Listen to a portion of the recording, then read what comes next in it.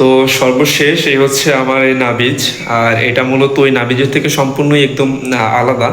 আমি এটা টেস্ট করে হয়তো আপনাদেরকে এখন বলতে পারবো না, কারণ এই মুহূর্তে এখন পর্যন্ত ইফতারের সময় হয়নি। আর আপনারাও কেউ অগ্রিম খেয়ে আমাকে পাপের ভাগ দিবেন না। আশা করি এইভাবে ট্রাই করবেন, যদি ভালো লাগে। গাইস, আসসালামু আলাইকুম। সবাইকে রমজানুল মুবারক। আজকে একটা ডিফারেন্ট একটা খাবার বানাবো, সেটা হচ্ছে নাবিজ। তো আমি আজকে সেটা শেয়ার করব যে সম্পূর্ণ প্রসেসটা কিভাবে আমি বানালাম, A to Z। আর এখানে উপকরণ হিসাবে লাগবে এক এক গ্লাসের মতো দুধ, 10-12টা খেজুরের মতো, কিছু আঙুর দিবেন, আর হচ্ছে আপেল লাগবে, আপেলের কুচি কিছু। তো এটা একটু ডিফারেন্ট, যদিও তৎকালীন সৌদি আরবের যে ইয়া ছিল, ওরা সারা রাত্র দুধের ভিতরে খেজুরকে শুধু ভিজিয়ে রেখে সকালে খাইতো, বাট এটা একটু ডিফিকাল্ট হবে। তো চলো শুরু করা যাক। আমি এইটা বানানোর জন্য অত সময় নষ্ট করব না, এর জন্য আমি বড় একটা দৈত্য আকার ব্লেন্ডার নিয়ে নিয়েছি। আর হচ্ছে এখানে আছে সেই উপকরণ, কিছু আঙুর, অল্প কিছু, যাতে টক না হয়, আর আপেল আছে। আর এখন যাব কলা আনতে। আমি যেহেতু 1 গ্লাসের মতো বানাবো, এর জন্য আমার বেশি লাগবে না। এই যে আস্ত একটি, এটাও দৈত্যাকার একটা ছড়া, তো সেখান থেকে একটা আমি নিয়ে নেব। একটু কষলে সমস্যা নাই, যেহেতু ওখানে আমি এটা হালকা একটু চিনি অ্যাড করব, যদিও ভালোভাবে পাকে নাই। তো এইটাই আমি অ্যাড করব, এই কলাটা, একটা কলা হলেই যথেষ্ট।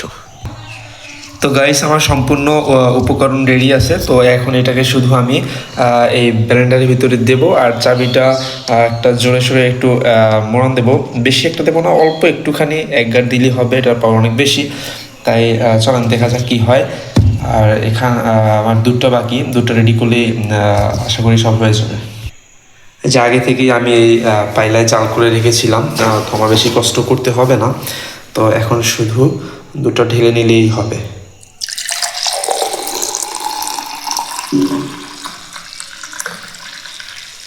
আমি যেহেতু একা, এর জন্য আমু খায় না, তো আমি একার জন্য পরীক্ষামূলকভাবে 1 গ্লাস বানালাম। তো সম্পূর্ণ টিপস তো আমি দেখাইতেছি, কীভাবে বানাবো, কি করব, আর কেমন মজা, আশা করি সবই দেখাবো। তবে সেটা ইফতারের পরে, আগে না, এখন তো রোজা। 5টার মতো খেজুর নিয়ে নিয়েছি। চেষ্টা করছি নরম যেটা সেটা নেওয়ার জন্য। বাজারে একটা পাওয়া যায়, সেটা খুবই শক্ত, ওটা একটু সমস্যা হইতে পারে। আর কলা নিয়ে নিয়েছি একদম গার্ডেন ফ্রেশ, বাট কলাটা তো আর ক্রয় করা হয়নি, এর জন্য ভিতরে কিছু বিচি হয়ে গেছে, সমস্যা নাই, একদম ফ্রেশ। আর হচ্ছে এই যে দুধ 1 গ্লাসের মতো, আর কিছু আপেলের কুচি, আর কিছু আঙুর, এটা আমি নিজে থেকে অ্যাড করেছি, কারণ নাবিসে এটা দেওয়া হয় না। তো দেখা যাক, এখন এটা দেবো, আর ব্লেন্ড করার পরের অবস্থা আপনাদেরকে দেখাবো ইনশাল্লাহ। তো শুরুতেই দুধটাকে অ্যাড করে নেবে এখানে। বিসমিল্লাহ।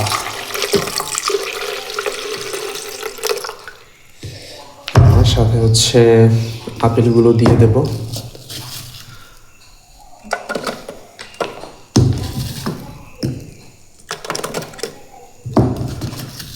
আঙুরগুলোও দিয়ে দিই একসাথে। তারপরে খেজুর,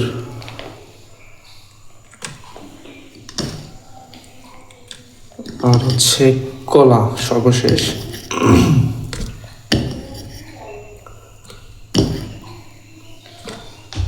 এই হচ্ছে মোটামুটি ভিতরের অবস্থা।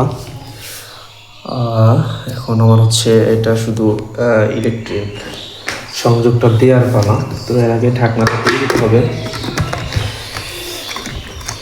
বিসমিল্লাহ, শক্ত করে দিলাম।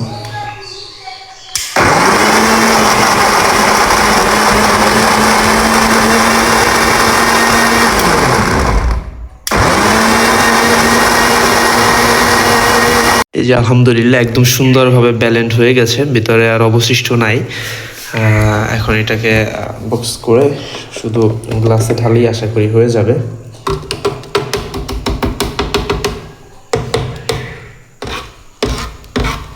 চারপাশে একদম ঘনত্ব বেশি, সুন্দর লেগে আছে, সমস্যা নেই। তো আলহামদুলিল্লাহ, এখন হচ্ছে আমার সর্বশেষ যেটা বানাইছি, আর ঘনত্ব কিন্তু মাশাআল্লাহ অনেক বেশি হয়েছে, খুবই সুন্দর, সেরা। তো সর্বশেষ এই হচ্ছে আমার এই নাবিজ। আর এটা মূলত ওই নাবিজের থেকে সম্পূর্ণই একদম আলাদা। আমি এটা টেস্ট করে হয়তো আপনাদেরকে এখন বলতে পারবো না, কারণ এই মুহূর্তে এখন পর্যন্ত ইফতারের সময় হয়নি। আর আপনারাও কেউ অগ্রিম খেয়ে আমাকে পাপের ভাগ দিবেন না। আশা করি এইভাবে ট্রাই করবেন, যদি ভালো লাগে এটি লাইক করবেন ইনশাআল্লাহ।